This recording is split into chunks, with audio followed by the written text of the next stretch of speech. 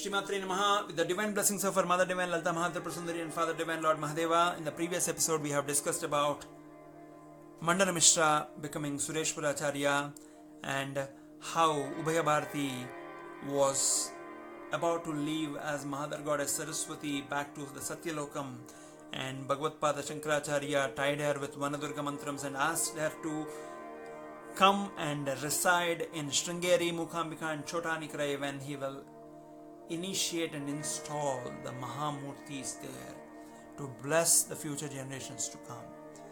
When after the Mandana Mishras, who became Sureshwaracharya, Shankaracharya travelled towards south from Bihar and reached the very powerful Sri Sailam. In Sri Sailam, he did Shivananda Lahari and Soundarya Lahari.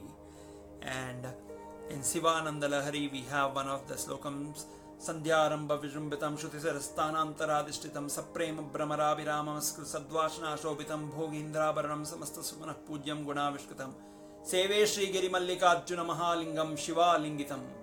Shivananda Lahari is an ecstasy and rapture of devotion that gave 103 slokams about Shiva, and Soundarya Lahari is very powerful mantra and tantra tattvam about Shaktiya tattvam of Mother Divine Lalita Mahatripura Sundari, the very secretive Shri Chakram, Shri Chakropasana, the Kundalini Tantram, the Tantra Yogam, the Mantra Yogam, the Yantra Yogam, everything is secretively kept in those 100 shlokas. Only an realized soul and an able Guru will be able to explain the secrets that are hidden in Soundarya Lahari. These two magnum opus of Shankaracharya were done at Sri Sailam, and Sri Sailam given its very powerful Jyotirlingam and Shaktipeetam of Mother Goddess Brahmaramba. Kapalikas used to live and continue to live on the forest of Sri Sailam. One of the Kapalikas approached Shankaracharya and requested Shankaracharya and to help him in his sacrifice, and said, "O Guru Shankaracharya, like the saint Dadichi has sacrificed his body to make the Vajrayudham, I want your head so I can sacrifice the great, very knowledgeable, immaculate saint like you in my Kapalika Homam, and therefore I will reach the Kailasha abode in this human form, and there is nobody else who comes even to a close third in comparison. Therefore I am requesting you, given the ocean of mercy that Shankaracharya is, and given his detachment with the body, he readily agreed, and he said a time when the Kapalika should come, when the disciples will be far away, because the disciples will not allow Shankaracharya's sacrifice by Kapalika. Therefore he prescribed a time, and before the time when all the disciples, Padmapacharya, Sureshwaracharya and everyone were in their own Diksha, were doing their Vedic rituals in the Krishna Nadi and Sri Sailam, Shankaracharya was in deep samadhi, losing all his body consciousness. The Kapalika came and was approaching Shankaracharya with a razor sharp sword. Padmapacharya, who was a Narsimhopasaka, was doing the Narsimha mantra in the Krishna Nadi at the foot of Sri Sailam hills, and he saw the scene of Kapalika approaching his Guru Shankaracharya. Immediately he roared like a lion and chanted the very powerful Narsimha mantra. He became Narasimha himself, like that Narasimha who came out of the pillar to sever the body of Hiranyaksha. Padmapacharya became that ferocious lion which jumped from the foot of the hills to where the Bhagavad Pada was in deep samadhi and jumped on the Kapalika and severed his neck from the body, killing him in one shot and blow. And when this lion roar was heard, the sound brought back Shankaracharya from his deep samadhi. When he looked at the super consciousness of Padmapacharya in Nrsimha Mantram, and the Lord Narsimha who was in front of him, he bowed down to Narsimha for saving him and calmed down the Narsimha by chanting his mantras. And Padmapacharya returned to his state, therefore demonstrating his Guru devotion, dedication. Protecting the Guru's body is always the duty of the disciples. As long as the Guru is in the body, disciples will continue to get the Guru Vani, or the voice of the Guru will be heard. Therefore, Guru Sushrutsha, to protect Guru, is one of the primemost duties of every disciple. When Padmapacharya demonstrated this, he continued to prove his Guru Sushrutsha level to Bhagavan Shankaracharya. After this, Shankaracharya lived for a few more months on that very powerful Sri Sailam, and from Sri Sailam he went on to Gokarnam, Harihara, which is a Punya Sthalam or a pilgrimage in Karnataka.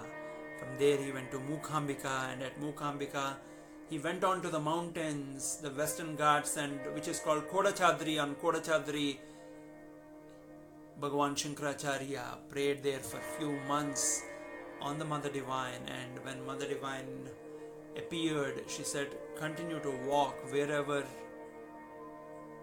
you look back, I will stop there. And Shankaracharya started walking from that Western Ghats peaks, and Mother Divine followed him. When they descended down onto the mountain and were walking, suddenly there was a soft mud and sand by the banks of water and a small pond. When Mother entered that soft pond of mud and sand, her anklet stopped to make sound. Shankaracharya turned back because the sound stopped, and that's where Mother said, since you turned back, I will stay back here. And that is the very powerful Mukambika place, pilgrimage and temple that is established now. This Mukambika temple is very, very famous for Akshabhyasam, where people with speech disabilities, people with cognitive disabilities are taken, and when they take the darshan of Mukambika, they will be blessed and relieved of their previous purva karmas, and their vak, the speech capabilities, will significantly increase. Now, when Bhagavan Shankaracharya was walking ahead from Mukambika, he went to a place called Sri Bhali, and there a Brahmin by the name Prabhakar Sharma approached Shankaracharya with a young boy of 7 years and said, this is my son of 7 years. He does not behave properly, he is always silent, he sits alone, he does not play in the company of others. Even when others tease him, he does not cry and laugh. Whatever we say does not bother him. He is always in his own world of thinking and lost, and he is always reading the very intense Vedic scriptures, which many of the Vedic scholars of our village are not able to understand, and saying that self-radiating 7-year-old kid was brought in front of Bhagavan Shankaracharya, and Shankaracharya looked at that 7-year-old kid. He fell like a rod in front of Bhagavan Shankaracharya and refused to stand back up from his prostration.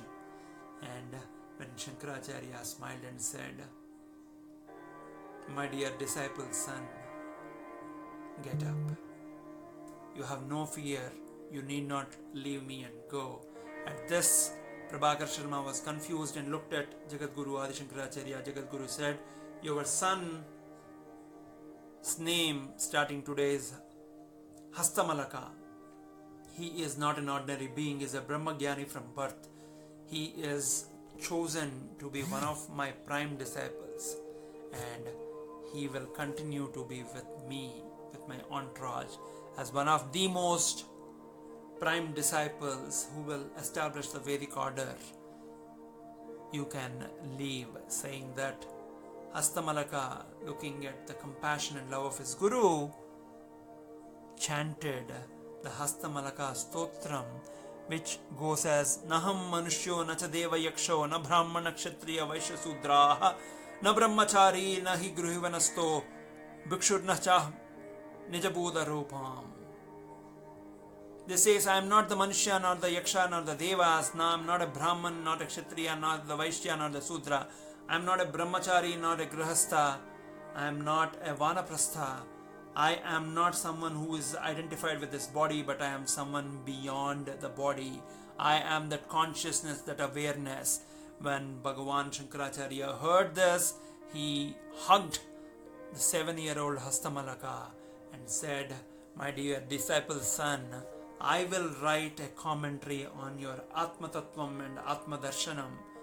And saying that Shankaracharya chose his disciples' work, not his Guru's work, to write commentary on. That shows the intellectual bandwidth of Hastamalaka.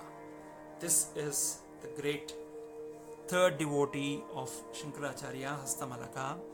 From there, with the three of the prime devotees, Padmapacharya, Sureshwaracharya and Hastamalaka, Bhagavan Shankaracharya started walking towards the very powerful Rishyasringapuram, or the current day Sringeri, which we will discuss in the next episode. Stay blessed, continue to spread the bliss. Shree Maathrey Namaha.